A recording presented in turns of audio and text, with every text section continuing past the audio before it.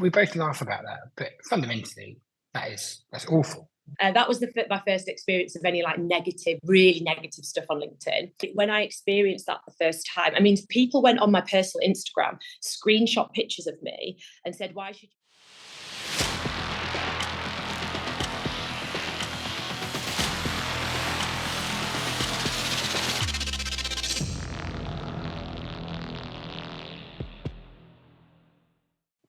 Hi, it's Simon Marshall here from TBD Marketing. And today, on our first ever episode of Legal Linked Influencers podcast, we've got Jodie Hill, who's going to join us today. Jodie, do you want to tell us a bit about yourself and your business? That'd be great. Yeah, of course. So I'm Jodie Hill, the founder of Thrive Law. So we are a law firm based up in Leeds that specialise in employment law. And I founded Thrive over 6 years ago now. I think we founded around the same time as each other. I have a Possibly. feeling that we were 2018. starting the business. Oh, no, you are. No, same time as me. Yeah, I think it's almost in the same month. I remember your anniversary coming up. And I think it's around the same time as each other. So yeah, I was February 2018, I think. We're March, like twins. There you go. There you go. Well, I've plotted your progress over the years. And one of the reasons that we're getting together today, because obviously you were recently named in the top table for indies amongst the legal linked influencers as well. You came in third, right, overall? Yeah, that's the one. Amazing achievement for the business. Tell us a bit about Thrive. What is it you guys focus on? Tell us a bit about that first. So when I set Thrive up, I really wanted to create a workplace that had things like wellbeing and ED&I at the core of everything that we do. So even though obviously we are a law firm, we also do quite a lot of other work around training and preventative support like consultancy and coaching, as well as the legal work. So we specialise in employment law as the legal side, and then help with basically anything people. We also have a risk department and a corporate department now as well. And how has it grown over the course of those 6 years? Has there been a huge headcount growth, or how's it worked? So kind of, I suppose our biggest challenge was the fact that we were only 2 years old when we went into lockdown, and I'm the only founder, obviously no investors. So cash is basically whatever money I put into it. So that was really challenging. So we didn't grow in that period of time. We then grew a little bit after that, and then we then scaled back again. Trying to find the right people for the right roles was really important. And last year we took on quite a few non-fee earning staff, such as like a full-time EA, marketing manager, those types of roles, which in my view is a really significant change for a law firm, because as you know, fee earners are the ones that are much easier to kind of forecast for. So yeah, we've got, I think in total by September, because we have 2 new people joining in September, I think we're at around 20. And we have a combination of full-time and part-time employees, and then full-time and part-time consultants. So there's a couple of people who work with us on a consultancy basis. And that was because I really wanted to have an infrastructure of a big firm, but without having, a full-time accounts team, for example. But we have that outsourced to a company who support us on a consultancy basis. So trying to make sure we've got that big firm support, but without the associated cost that comes with that. So yeah, I'd say, yeah, we've definitely grown over the last few years. In terms of like turnover, it's grown between 30 and 50% every year, even with the lockdown year.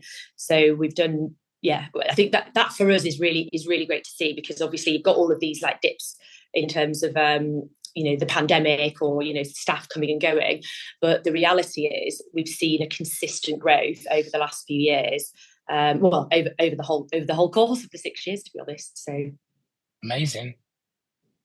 I first came across you on LinkedIn. I guess that's what I want to talk to you about today, because of the ranking and everything as well. And I think I spotted you when you started the business, and there were heady days, I think, during the lockdown period as well. But what was it that first prompted you to kind of get active on there? Because I see you on there regularly nowadays. Yeah. So for me, LinkedIn's always been a platform that I've used before I qualified. I didn't really know how to use it before, but I remember it being really helpful getting my first legal job, because I messaged a managing partner and just said, could I have work experience? And they replied and gave me it. And then they ended up cross-qualifying me. So I suppose I saw the value of it quite early in my career. Wow. And when I started networking, being taken to events with partners, I would just add everybody that I met and started to then post. I'd say I probably I definitely didn't really start using it properly until I had Thrive, but I did have quite a big network already before I launched. But it's obviously taken off more since I've had my own tone of voice, my own brand, to be able to talk more freely.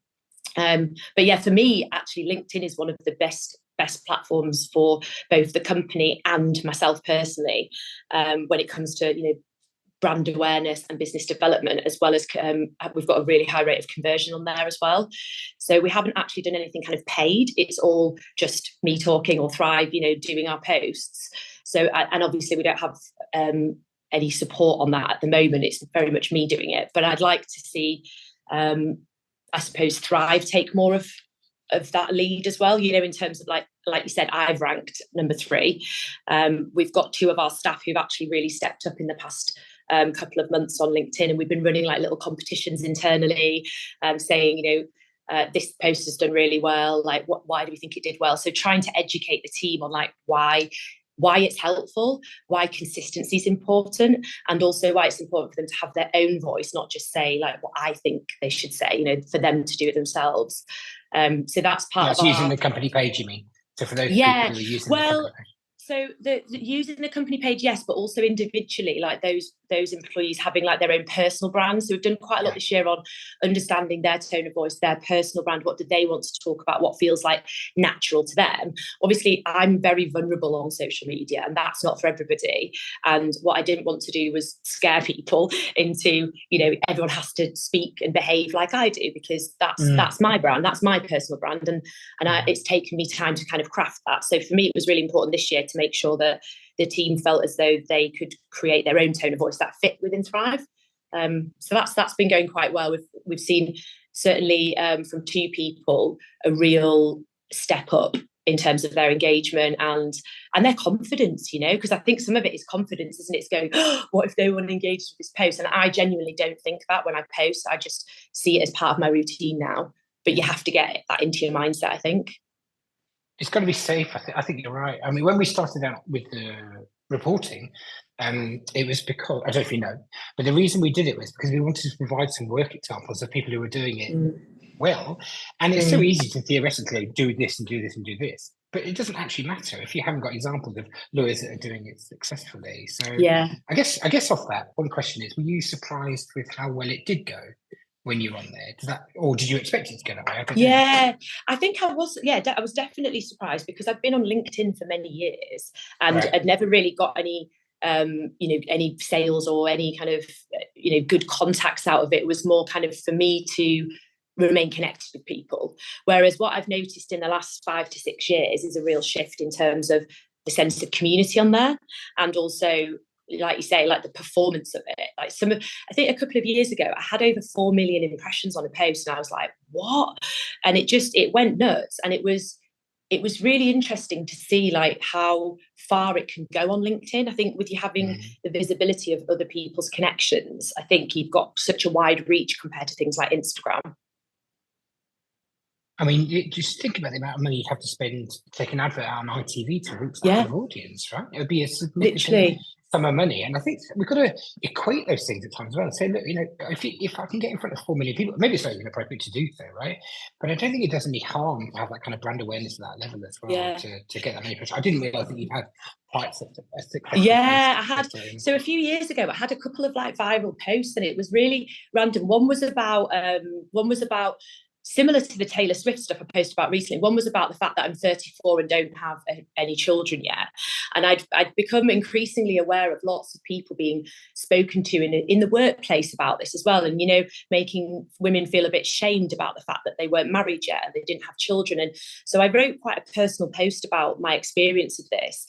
And as you probably have noticed, when things go a little bit viral, you do actually get some negatives as well. There was some pretty awful trolling that happened on that post from people who said, well, I'm over the hill now, so I should never expect to be married and stuff like this, which was awful. That was my first experience of any like really negative stuff on LinkedIn. The other one was about can you remember? Just quickly there. Yeah. We both laugh about that, but fundamentally, that's awful. It's awful, yeah. And I think you have to realise that I'll tell you a big reveal, right? We're actually going to do a campaign about all of that over the next few weeks, and I'd love to get you involved in it, right? So we're going to go and ask anonymously. We're going to ask people, famous people like you, and a few others on that LinkedIn influencers list. We're going to say to them, have you experienced the dark side of this stuff? Yeah. Do you want to go on the record and say some stuff about it? Do you want a campaign to change this? Because we found in the sector, it's a real fear for lawyers to say, well, why would I risk doing something that's going to put me at risk of that? And I had an experience with myself, nothing like yours, but during the lockdown period, awful. And I thought, it threw me out for 24 hours. I was ashamed on there, privately in a DM. And I just thought, this is not what I needed, right? So anyway, sorry, to struck your flow. No, it's something I'm really passionate about, because I think, obviously I stand for positive mental health and, being kind to each other. And so when I experienced that the first time, I mean, people went on my personal Instagram, screenshot pictures of me and said, why would anyone want to marry this girl? Look at what she's wearing. Look at this. Like, they were totally inappropriate. And some of it got removed, some of it didn't. But there was one that really stuck out to me. And it was because it was an accountant. And I thought, you are an accountant. You are, representing your company. And then his wife popped up and then she started attacking me. It was all really strange because it wasn't a controversial post. I mean, you can see when some people want the kind of antagonistic views to come through, but it really wasn't about that. And they'd completely missed it and made it a personal attack. So I would absolutely love to chat to you about that, because I think from a mental health perspective, people forget that behind the keyboard warriors, there's a human being trying to make a living. And it's already very stressful running a law firm on your own, let alone when you're being attacked on the internet by random insecure people. I found because at the odd time I'm quite quick to kind of quip or make a joke, and I went offside at some point with somebody who's from New Zealand, and I made a joke about something, and they just got the wrong end of the stick, and I felt so bad about it. I kind of deleted all the comments and wrote to them privately and said, I'm really sorry, I just misunderstood what you're saying and this and that. And they were okay about it, they forgave me, but they weren't gonna comment or follow me anymore after that. So, and I think it was just so interesting to have an experience of being that person for me, accidentally, right? Just saying something that you meant as a bit of a joke. It wasn't a major deal, I might point out, right? But it was for him, right? And I thought, oh no, this isn't cool. So it's interesting having sat on the other side of it, how easy it is to kind of get yourself into that and manage that as well. Have you had to delete anything? Have you ever had to delete a comment you thought, I shouldn't have said that? What, as in like from trolls or anything? No, just from yourself. Have you written something you thought afterwards, I shouldn't have said that? No, I haven't. Do you know what? I haven't even deleted posts that haven't done that well. I just leave them because I don't. Do you know what? I think being ADHD, I'm quite impulsive, so I don't really overthink that part of it. I think some people overthink the piece around, well, what shall I post and how shall I do it, and what if no one likes it and no one's written a comment yet?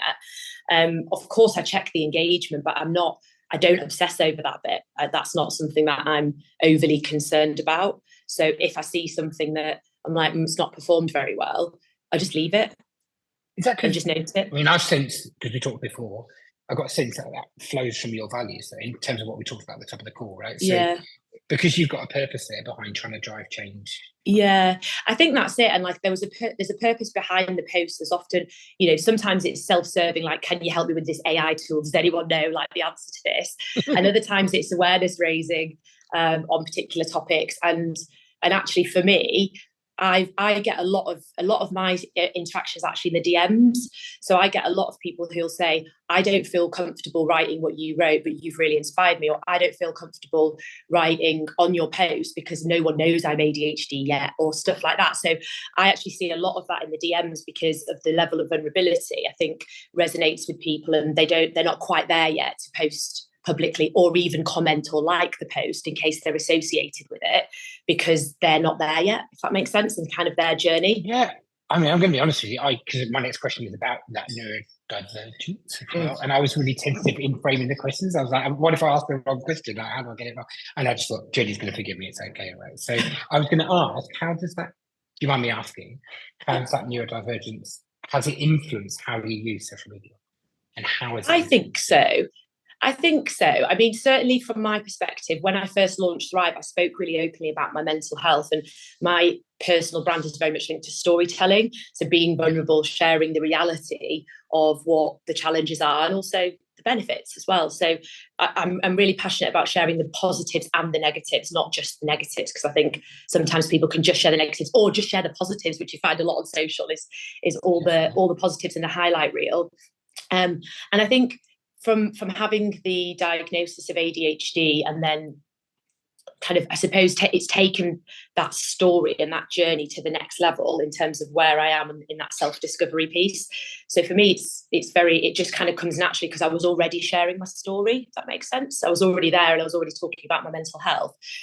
So whilst ADHD isn't a mental health condition, it obviously impacts your interactions, it impacts how you process information and how you are in relationships in the workplace and things. So it's all pretty relevant. And I suppose as well, as a disability discrimination lawyer, that's an area that I've actually specialised in for over 10 years. So I'm kind of in that space as not just a neurodivergent individual, but also as an employer who employs neurodivergent people and as a lawyer who advises on it. So I'm kind of wearing all these different hats, which places me in quite a unique position, that's why I like to share those insights, because I think it really helps people to see it from those different perspectives, not just somebody who just has the condition or just is a lawyer. We've got both in there, which I think is helpful.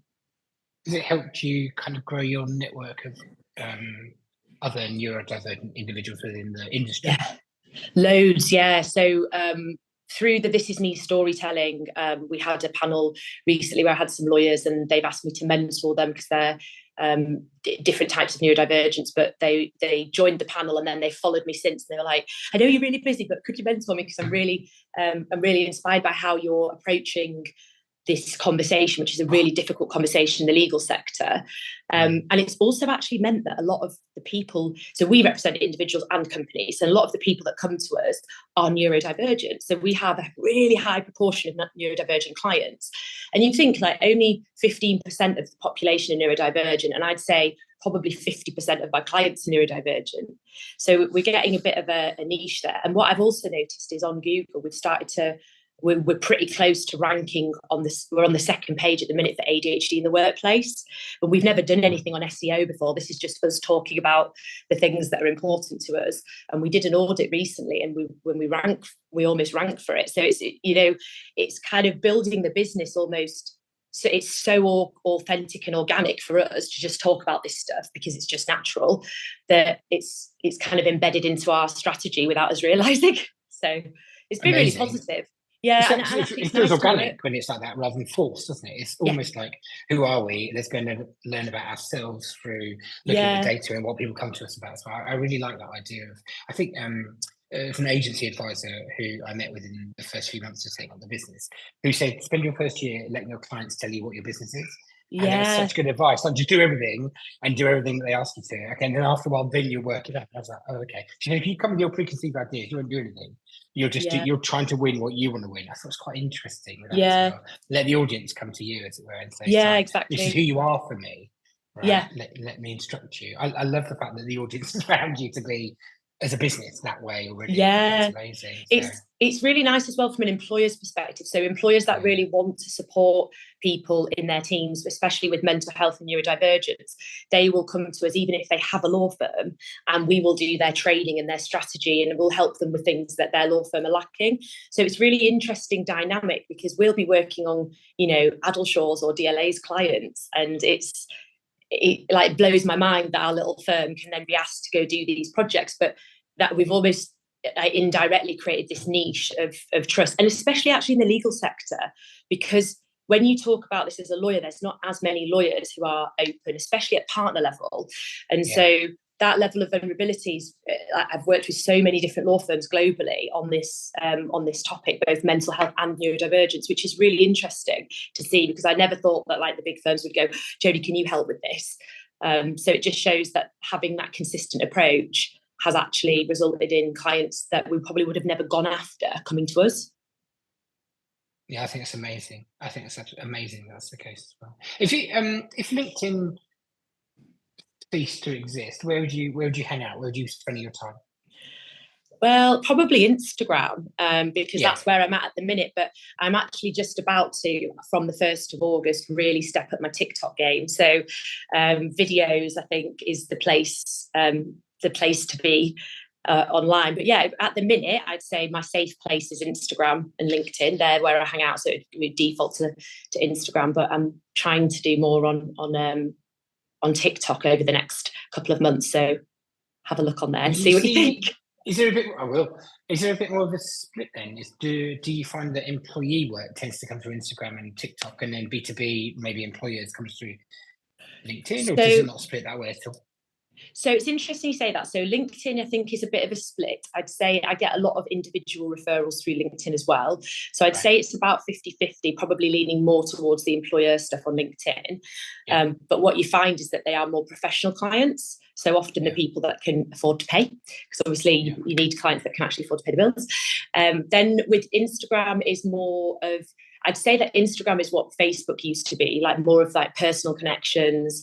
I post a lot of business focused stuff on there anyway, but I find that my engagement on there is a mixture of like law students, lawyers, HR people, and the ADHD community. So again, a bit of a mixture of employer employee. And then TikTok has been all employee stuff so far. But again, the way that I'm structuring my strategy for that is going to be, there's going to be a real focus on like helping HR people as well as the helping individuals. So there's different pillars that we'll be adopting on that platform. So I think that'll be really interesting to see when I have a more consistent approach on that. I'm not consistent on there because I find it a lot harder to do all the video stuff. Whereas LinkedIn, I can write, and I feel like I write quite authentically to suit my tone of voice. I can do that myself. So yeah, that for me has needed less of a strategy. It's obviously there is a strategy, but it's a bit looser.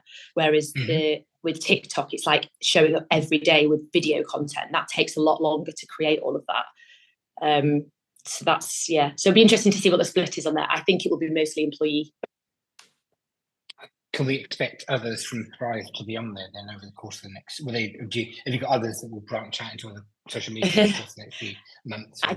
I don't think the others would go to video. They're people are not as confident doing videos. I think that's the biggest challenge, which is why we don't have a Thrive TikTok yet, because it's just going to be me. So when we have a new solicitor starting in September, and she's quite good on video. So once she starts, we'll then set a Thrive account up. But I felt like there's no point doing that yet if it's just me, because then it's basically Jodie Hill show, which I don't want it to be. I want it to be all of the voices. So we've got an idea of how we'll get the team involved with things like interviewing them rather than them, actually having to speak to camera or filming bits like day in the life type stuff. So getting a bit of personality onto that platform, I think, would be really good from a recruitment perspective as well. I like it. Yeah, it sounds really clear. What final question? What would you say to an independent solicitor? Maybe they work at a top 200 firm and they're a kind of mid-ranker and they've not used socials before. What would you say to them to get going? What would your top tip be? My top tip would be to focus on something that you actually care about, because often we talk about things that are, I see so many posts where you can so tell someone doesn't care about what they've just posted. And I think your passion shines through when it's a topic you genuinely care about. So talk about things that really matter to you. So, sometimes talking about legal stuff can be really boring. So, get a bit of personality in there, tell people who you are as a person, and then talk about your expertise. If you look at my posts, I very rarely talk about, and Thrive Law do this service. Like, very rarely do I mention this, and I get told off for that because I should do it more. But I talk about what's irritating me, what I find interesting. Like, I'm trying to be, well, it's the same conversations that we have in our team WhatsApp chat. So I'll share something and go, have you seen this? And we'll talk about it. I said, right, that's generated a conversation. Okay, let's go. I'm going to put that online, which is why sometimes some of our team will also write a similar post because we've chatted about it. And then we all have slightly different views on something. So yeah, I think in short, find something that you are passionate about to talk about and try to be as authentic as possible. Don't be a corporate Colin, because it's so off-putting when someone is so corporate. You just don't resonate with the person. There's no engagement, I don't think. I think you've got to find that thing that really matters to you and talk about that. I think that's right. I mean, like the stats that we run tell us that's exactly the case as well. So anything that's just a repost of a corporate kind of feed it's not going to achieve anything really. I think it's a stepping stone. It's more than nothing. I think it's okay to do it. I don't disagree with doing it. I just think it's not something you should stop. You need to carry on kind of the maturity and carry on, as it were, a little bit more. I do think as well, if you're not even at the posting stage yet, don't worry so much about posting. Find people who you like their posts and comment on their post first, or like their posts and share their posts. Don't worry so much about what you need to write on your own post, and start to engage with the community and set yourself little targets. So this is what we've done in our team to help them build up. So we've said to them they've got to do 1 post a week that they choose. So I know it's only 1, but it's getting them used to writing something themselves. And then in between, to comment on each other's and comment on other people. And they've got little targets for how many times they'll do that each week. That helps them to stay accountable, because when you are busy doing your legal work, it's the first thing that drops, right? You're like, I'm with clients, I've got all this stuff to do, I don't have time for LinkedIn. But showing up is important, even if it's just as a comment or a like, or, you know, engaging in some way in someone else's post. Yeah, I like that methodology. I think that's really a practical point that people can put into play today as well. Listen, thank you so much for all of your time today on that as well. And I hope we get to do something similar again in the future, right? I mean, you know, you've always got loads more information to share as well. Where can people find you? Where's the best place to get in touch with you if they want to find you? So you can find us on our website, thrivelaw.co.uk, and on all socials, I am Jodie Hill and Thrive_law on all the other platforms. Obviously, come to me on LinkedIn as well. Brilliant. Okay. To everyone who's joined us today, thanks for that. And I hope to catch up with you soon.